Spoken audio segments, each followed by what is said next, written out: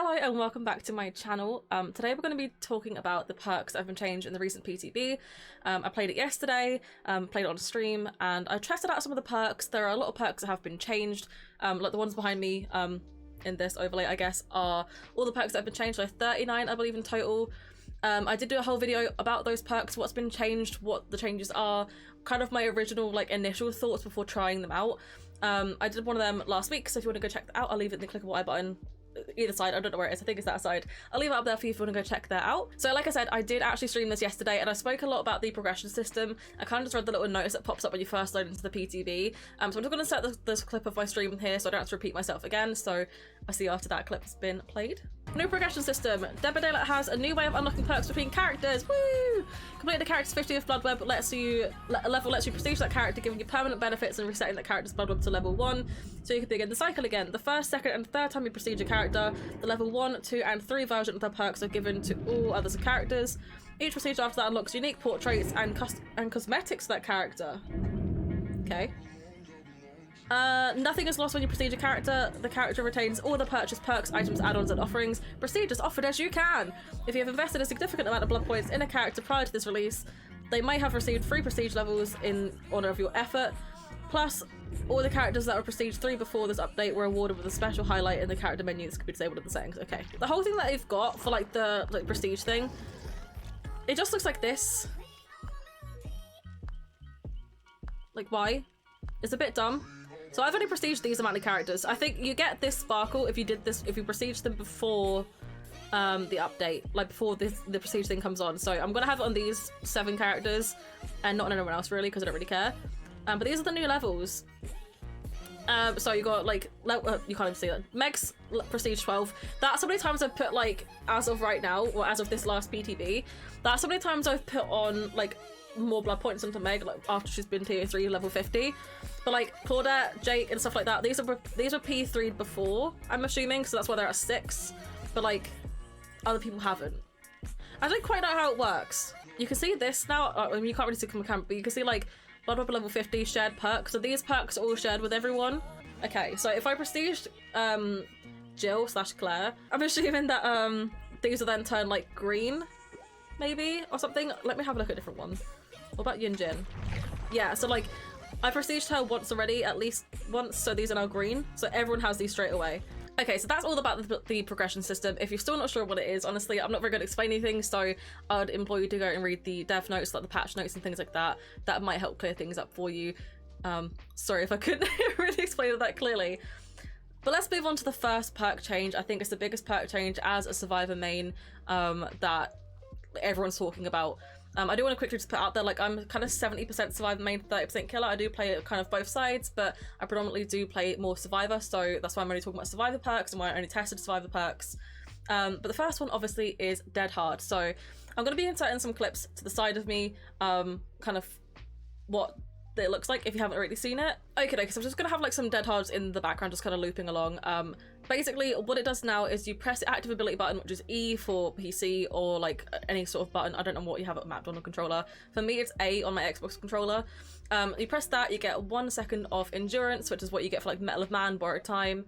The killer can choose to bait it out. You have this really just funny looking animation. It just looks like you're dabbing at the killer, basically. So instead of dead harding for distance, you're dabbing for distance, which is fantastic. So you have that animation, and basically if the killer hits you, you're exhausted, and you also have to mend. I had my reservations about this perk, and I didn't really want to talk about it much until I'd actually used it. I don't like the fact it puts you into deep wound, but I still actually got some value out of it. There's going to be a clip of me kind of going for an unhook, and I still get the value. The huntress hits me, and I still get the value of Dead Hard. She just didn't really expect it. So you can still get value, but do I like the change? Not necessarily. Is it still useful? Yes, I think it is, especially because already people are stacking endurance together. So in that case, it's pretty good, but it is still pretty easy to be baited out by killers. So we'll have to see how it actually goes for the future if it doesn't get changed. But I think I still don't really like it, and I'm probably not going to be using Dead Hard anymore, which as an avid Dead Hard user beforehand, it's a bit of a big hit for me. It's a bit of a big change. So unfortunately, I don't think I'm going to be using it anymore. I could see how it still might work, but it's just not for me anymore, unfortunately. The next thing I want to talk about is self-care. Self-care was kind of controversial, I want to say. So some people would say that a great perk they'd use all the time, they could never be without their self-care, and other people would say it's a waste of time, just bring a med kit. And I was one of the ones that said it's a waste of time. Until fairly recently, I kind of got back into using it a little bit, and now it's been nerfed again. So I didn't actually take a comparison of like self-care on its own without botany knowledge. I kind of forgot to do that before the patch. So I'm just going to put up a clip to the side of just the regular self-care now without botany knowledge, and it takes a while. The original self-care did take, I think, 32 seconds. So I'll pop on the screen exactly how long this particular self-care takes, without botany knowledge, without resilience, without a medkit or anything like that. It's not that great. It is not that great. However, when you compare it with botany knowledge, it's actually not that bad. I haven't actually done the maths yet. I don't know how much quicker it is, but I do actually have a clip that I'm going to compare side by side of botany knowledge with self-care before the patch and during the PTB. So I want to see how different they are, because I think just off the top of my head that they might actually not be that different. They didn't feel that different anyway. So again, I haven't checked this yet. I probably should have before starting to film, but I'm not ever prepared for anything in my life. So the times will be on the screen to see like the actual difference between before the patch and after the patch. I'm really interested to see how that goes, honestly, because I don't actually think it felt that bad, and I would probably still run self-care botany after the patch if they don't change it, because I think it's actually pretty good.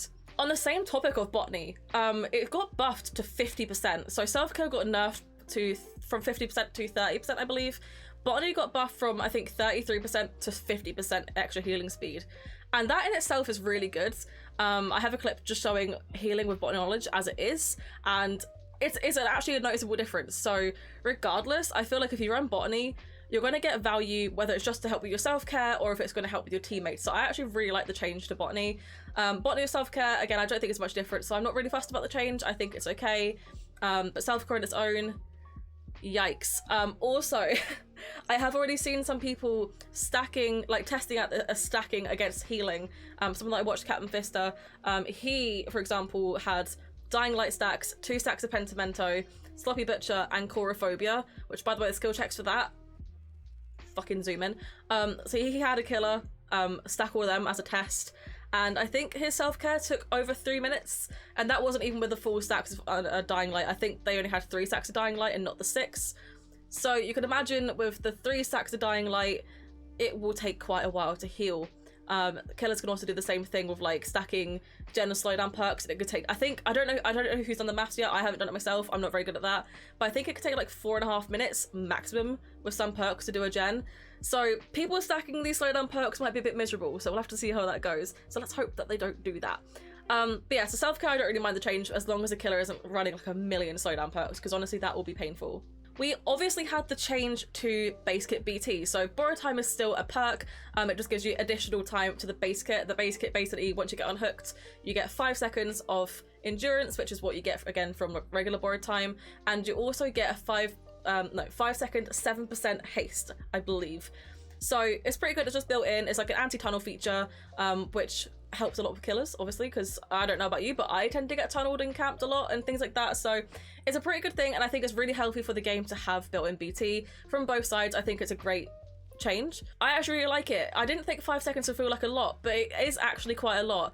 I think if it wasn't for the haste, it wouldn't be as good. Like, it wouldn't feel as good, because killers can easily wait out the 5 seconds, but I think with the haste, you're, if not faster, you're about the same speed as a killer. So it actually balances out quite well. I really do like the change for that. And if you run borrowed time as the perk, you get an extra 10 seconds. So it's up to 15 seconds, the 7% haste, and 15 seconds endurance, which is really good. I think that's going to be really great. So like, I personally won't really bring borrowed time anymore, or like often, unless I'm having like a bad night where I'm being tunneled a lot, or like my teammates are being tunneled a lot. But like, you don't need to bring it anywhere if you don't want to. So I think it's actually a really good change. I also stacked it with Sprint Burst just to see what it would be like, and you go pretty fucking fast for a long time, and it's really cracked. So I think Sprint Burst might have to be my no exhaustion perk, because I think it's actually quite it's quite funny to see, honestly. And then if you get hit whilst you're sprint bursting, you go even further, and I think it's actually hilarious. So it's a speedy time for survivors, I guess. You're just running everywhere, unless you want to heal. That's not speedy. Or do gens. That's not speedy either. And what I also kind of tested was Deliverance with Sprint Burst. And you do get, when you use Deliverance, you do actually get the built-in BT. So the built-in BT is if you unhook yourself or if someone else unhooks you, which is fantastic. I kind of didn't think they'd include that because you've got off the record for like your own inbuilt BT. So if you unhook yourself, you could do that. So I didn't know if it would be built in for general use for like if you unhooked yourself. But yeah, it works as Deliverance. I did test that. You go pretty fast with the Sprint Burst, with the BT Haste. And then if you get hit as well with your BT Endurance, you're zooming. It's actually pretty good. So I do rate that as well. Another perk that I really wanted to try out, and I have got some clips comparing the two, is Lightweight. So Lightweight got changed, and it used to, I think, be okay. Then it got nerfed a couple years ago. And I think, I don't actually know, I think it gave you like 3 seconds, or your scratch marks faded up to 3 seconds faster. And now it's been buffed, so it's up to 5 seconds faster, and it also makes your scratch marks more sporadic. Now, I didn't really notice a difference between how sporadic the scratch marks were, but I only tested it in Shack, so maybe when you're in other maps, you can see it a bit easier, but I just tested it in Shack so I could have like a clear floor to like look at things. I also ran Self-Aware, which is the old Fixated, or like the new Fixated, just so I could see my scratch marks, and let me tell you, the difference is there. Like, it's a very obvious difference, and I really actually think it's a pretty good perk. In the clip of the new one, I actually had a Spirit game, and in the time that it took me to like just stop walking at the Shack door and hide behind the generator, she didn't know where I was. The scratch marks were gone. So against Spirit, Lightweight is going to be really good, especially if you pair it with Lucky Break.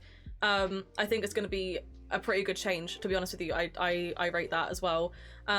Will it stay that way? Who knows? I kind of hope it does, because Lightweight I don't think will be massively used still.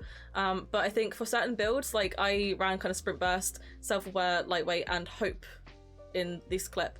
I think it works really well, and it's quite a good build, really. It's quite viable. It helps you in chases, helps you in endgame. I think it's a decent build, so things like that I quite like. So the change to Lightweight, I didn't think it'd be much, but it actually is, so I'm really impressed that it's actually a good change. One perk that I unfortunately didn't get to test out, well, I did test it out, but I didn't really get any good like value, I guess, was Lucky Break. I really like Lucky Break, and I have been screaming for a buff for it. If you watch my previous video, you'll kind of see what my like thoughts were that could have been a potential buff. So I like the fact you can actually just get more Lucky Break stacks back or value back. But I didn't really see much value. I think in the PTB, obviously killers are trying out a lot of slowdown perks and kind of trying to see if they can still get a 4K. And honestly, I think the PTB this time around is a little bit sweatier than usual. So I didn't really tend to get much value out of it. I did kind of bring up last video that you can actually kind of farm Lucky Break if the killer has Sloppy Butcher. So if you stop healing someone, their healing regresses and you can start again. And I didn't get to try it really myself, but I did have instances where we had a killer Sloppy. I kind of got a little bit of value out of it, and it did actually seem quite legit. So there is definitely a way you could farm Lucky Break, and I don't want to say it too loudly in case anyone of importance does hear it, but with a slowdown like healing meta, I think Lucky Break could be really good at helping out with chasers, counteracting killers' powers, and things like that. So unfortunately, didn't get any clips of it, but Lucky Break I think is pretty legit. So that's basically the only perks I tended to actually test. I didn't really want to try testing off the record. I'd say that a lot of people already run off the record. I think it's a very strong perk, but not too overpowered, but that it can be used to stack a lot of endurance hits. I think the most you can get is up to 5 hits without going down, which I think is a bit ridiculous, and I think behavior do need to look at that and see what happens, but we'll see. I think the thing about PTBs is that when you kind of first get your hands on the PTB, you want to try everything. Same as the killers, they want to try every single stack that they could think of, every single build, and I think survivors also do the same. But on live servers, it won't necessarily be that way because people would have already tried it. They want to try and incorporate it into their regular builds. Maybe the first couple of days don't really work out for them. So I don't think everyone's going to keep stacking the endurance effects, but they might, which won't obviously be ideal. So please don't do that so off the record won't get nerfed, because honestly, I like it as it is. I think it's okay, but I didn't personally test it myself because I didn't think I needed to. I think you're probably going to see it everywhere, in compilations on TikTok and everything. I think you're going to see it everywhere. So I personally didn't do it, but it does look pretty good. They might nerf the time of it. They might nerf certain things. So we'll see how that goes. But one thing I did try out, which I really want to do a kind of honorable mention to, is I tried out Hope, Sprint Burst and Adrenaline, because they're kind of like the most, like the speediest ones you can get at the same time. Obviously, Sprint Burst and Adrenaline are both exhaustion perks, and you typically can't trigger them both at the same time unless you time it very well with someone to finish gen as you're already running with Sprint Burst, and then before that runs out, Adrenaline powers. So I put the clip in just here. I did do that, and I went far. I don't actually know how long the Adrenaline lasts for, but I think Sprint Burst is 3 seconds, and Adrenaline might be the same, if not maybe a bit longer. But the speed you get, the haste you get with Sprint Burst combined with Adrenaline, and then the extra speed from haste, no, from Hope, I got it right the first time, the extra speed from Hope, you go so far, and it doesn't feel like you ever stop, because Hope, like the 7% has always been really good for Hope. The thing that kind of dragged it down was the like timer on it, so the fact there's no timer like just makes it feel a little bit better. But oh god, once you start going, you don't stop, and it felt really amazing. So like it's an end game kind of thing, and you have to make sure you time it really well. I play in a lot of Swift, so for me that wouldn't be too difficult, but for other people, if you're playing solo queue, that would be. But if you are playing a Swift, give it a go. It's really fun. It's like ridiculously fun for no reason, and it has no business being that fun considering it's just 3 perks stacked together. But yeah, it's really good. Honestly, I quite like the changes, to be completely honest with you. Okay, well, I think that kind of sums up my thoughts on the perks that I tested at the PTB. Again, there were a lot of different perks. I can't remember exactly how many there were. I think there was like 20-ish survivor perks that were changed, and about 15-ish killer perks that were changed. So in retrospect, I didn't test a lot of them. A lot of them you couldn't really do before and after, which is what I was mainly wanting to focus on. So there are a lot of different perks in there that have changed that I didn't necessarily test myself, but I don't think they were really necessary to be showed. I think you can kind of tell.